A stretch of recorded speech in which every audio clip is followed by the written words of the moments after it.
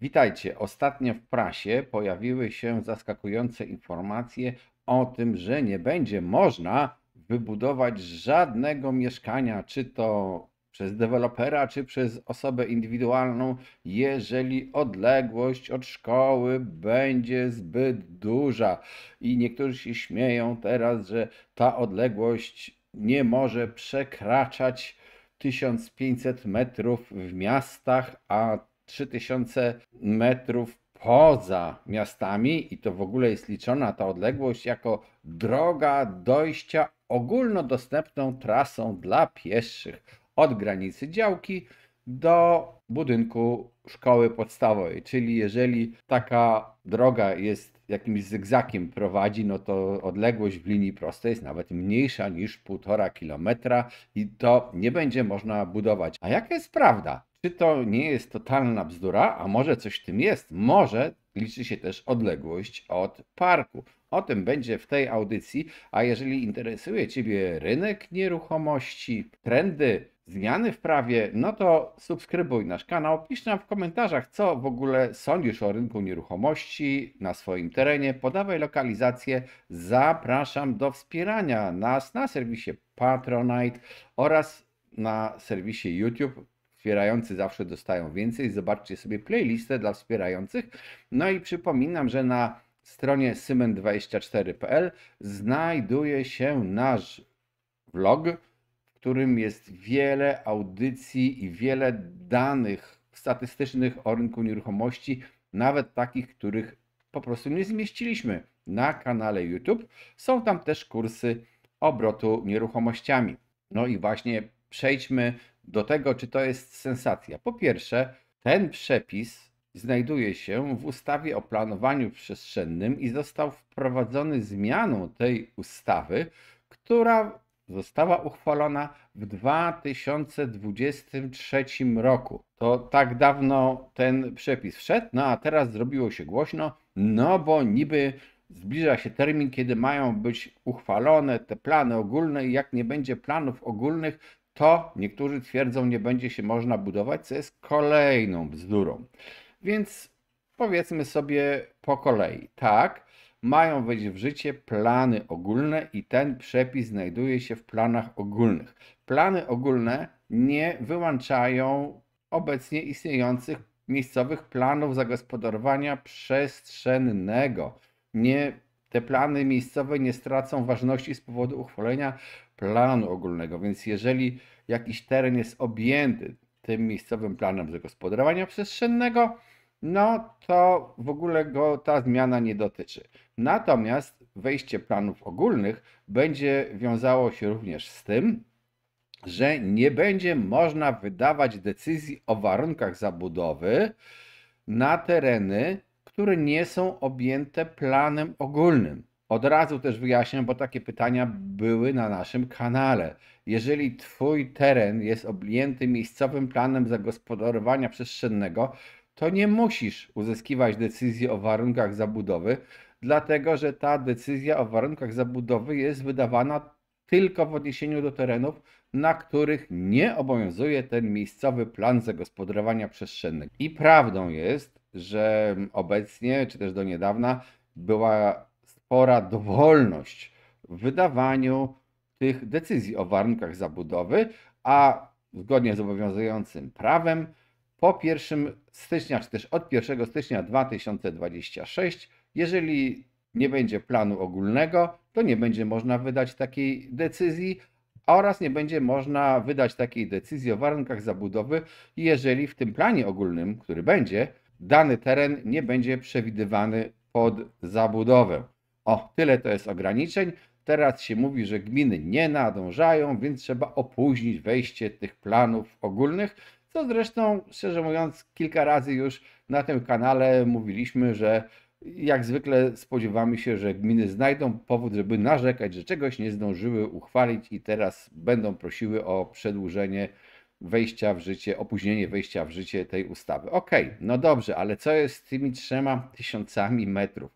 Otóż w ustawie o planowaniu przestrzennym zapisano, że w ramach planów ogólnych należy ustalić tak zwane gminne standardy urbanistyczne.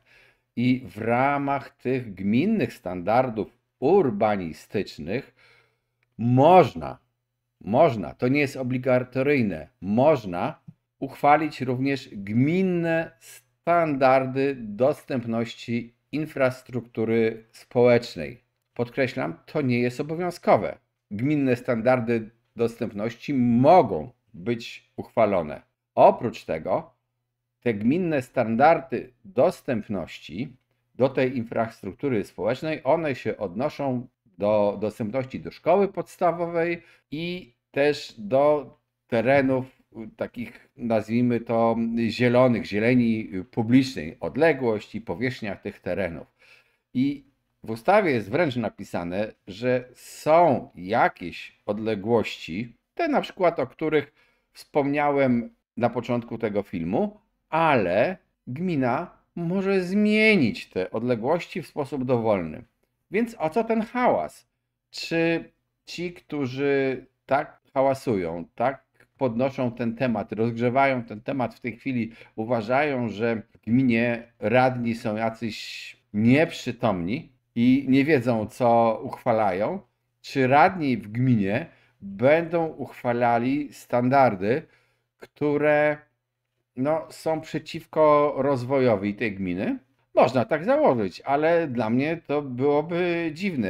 Radnym powinno zależeć na tym, żeby gmina się rozwijała, a w sumie to wy wybieracie tych radnych. Dodam jeszcze, że oczywiście w tym hałasie i w tych okrzykach, że te limity kilometrów czy też metrów od tej szkoły, to będą fatalnie wyglądały. Oczywiście są gminy, w których w ogóle możliwość dotarcia do szkoły pieszo w odległości 3 km jest nierealna. Po prostu te gminy mają już tak rozproszoną zabudowę, że ta odległość bywa większa. Ja pomijam, czy to dobrze, czy źle. W każdym razie tak bywa. Ale poza tym też można do tej szkoły jeździć na przykład autobusem szkolnym, a nie koniecznie trzeba chodzić na piechotę. I chodzenie 3 km na piechotę, to jest większy wysiłek niż podjechać jakiś kawałek takim autobusem szkolnym. W tych artykułach nie zwracono uwagi na coś istotniejszego. Otóż w ramach uchwalania tych planów ogólnych wyznacza się poszczególne strefy zabudowy i zapotrzebowanie na przykład na zabudowę mieszkalną powierzchni oblicza się, uwzględniając również te tereny, które w tej chwili są przeznaczone już pod zabudowę mieszkaniową, ale nie są jeszcze zabudowane. I może się okazać, że ilość tych terenów, powierzchnia tych terenów oraz spodziewana zmiana demograficzna liczby ludności w danej miejscowości sprawi, że wręcz nie trzeba ustalać nowych terenów budowlanych. Może tak być, ale nie musi. Bo może się okazać oczywiście, że trzeba odpowiednią ilość terenów budowlanych uchwalić. Ponadto jeszcze samo rozporządzenie, nie będę wchodził teraz w szczegóły, mówi, jak te tereny wyznaczać i to jest tak sporządzone to rozporządzenie, że ma ono zapobiegać rozproszeniu zabudowy. Ta zabudowa powinna być w miarę zwarta, co jest racjonalnym rozwiązaniem, bo zwarta zabudowa wiąże się również z tańszym wprowadzaniem infrastruktury w dany teren. Ale nie chcę wdawać się teraz w dyskusję na ten temat, tylko pragnę zwrócić uwagę na jeden istotny aspekt. W obliczaniu tej ilości terenów, które już można by zabudować, nie uwzględnia się w ogóle tego, czy osoby, które są właścicielami tego terenu, firmy, osoby, instytucje, wszystko jedno kto, czy oni w ogóle mają wolę sprzedać te tereny lub coś na nich samemu budować. Nie. Liczony jest tylko potencjał, który mówi, tak, mamy tyle wolnych terenów. Ale jeżeli ktoś go nie chce sprzedawać i go chomikuje, wobec tego zwracam uwagę, że może się okazać, że uwzględniono jakąś liczbę terenów, które są tylko teoretyczną podażą terenów budowlanych, bo w praktyce nikt ich nie sprzedaje. Co oznacza, że jeżeli ktoś chciałby tych ludzi skłonić do sprzedaży, to może powinien rozważyć system podatków w Polsce związanych z posiadaniem i obrotem nieruchomością. Obecny system podatków mówi ci trzymaj nieruchomości, nie mówi sprzedaj, nie mówi inwestuj. Nie chcę teraz dawać się w dyskusję, bo zaraz tutaj usłyszę, że to jest naruszanie świętego prawa własności. Nie o to chodzi w tej chwili. O tym rozmawialiśmy w innych audycjach na tym kanale, możecie je sobie obejrzeć. Ja tylko pokazuję, że po prostu mechanizm może spowodować, że policzymy jakieś tereny, które są budowlane, one będą tylko teoretycznie budowlane. I jeszcze jedna uwaga. Te plany ogólne uchwalane są teraz. I prawdopodobnie niektóre gminy biorą pod uwagę to, że na przykład na terenach swojego miasta mają spory udział ziemi przewidzianej pod rolnictwo, ziemi rolnej tak zwanej, której szczerze mówiąc przekształcenie na ziemię budowlaną nie jest takie proste. No bo to się wiąże chociażby z uzyskaniem zgody na zmianę przeznaczenia takich gruntów od odpowiedniej władzy. I mamy też obecnie inicjatywę Ministerstwa Rozwoju i Technologii, które w projekcie ustawy przewiduje zwiększenie dostępności do terenów budowlanych w ten sposób, że te grunty rolne mają być przekształcone na tereny budowlane, tak w cudzysłowie przekształcone, z mocy prawa, jeżeli znajdują się na terenie miasta. To znaczy ta procedura ma nastąpić jak gdyby z mocy prawa i tego nie trzeba będzie przeprowadzać w tak skomplikowany sposób jak obecnie. Ale dlaczego to, nazwijmy, automatyczne przekształcenie ma nastąpić lub może nastąpić dopiero po uchwaleniu planów ogólnych? To taka trochę odwrotna kolejność jest. Szkoda, że tego nie zauważono wcześniej.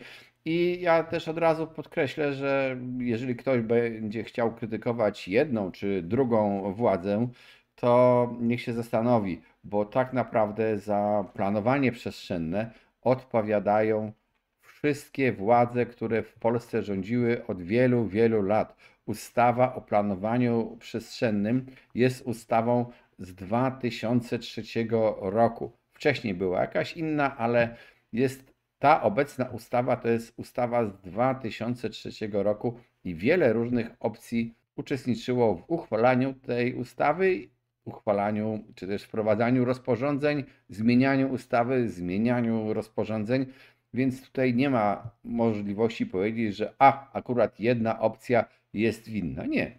Tu wszyscy działają tak, jak działają. W każdym razie, to co w tej chwili się mówi, że to jest tragedia, że nie będzie można wybudować nic, jeżeli odległość do szkoły będzie zbyt duża, jest taką trochę szumem medialnym, bo ja wierzę, że radni w gminach są rozsądni i jeżeli uznają, że muszą mieć tereny dalej położone od szkół, bo taka jest ich gmina, tereny budowlane, no to po prostu takie ustawodawstwo wprowadzą. Tym bardziej dodajmy, że przy takiej spadającej demografii i małej dzietności, no może się okazywać, że jest problem z zapełnieniem tych szkół dziećmi. Bo też jest pytanie, dla jakiej liczby dzieci ma być prowadzona szkoła, żeby była efektywna, zarówno pod względem nauczania, mogła zapewnić wszystkich nauczycieli, wszystkie przedmioty na przyzwoitym poziomie i żeby była też efektywna ekonomicznie. Może się okazać, że faktycznie warto dowozić te dzieci z większej odległości. Jeżeli interesuje Ciebie rynek nieruchomości, subskrybuj nasz kanał, pisz nam w komentarzach propozycje nowych tematów. Zapraszam do zaglądania na stronę symen24.pl, gdzie jest vlog zawierający więcej informacji o rynku nieruchomości niż to jest na kanale YouTube.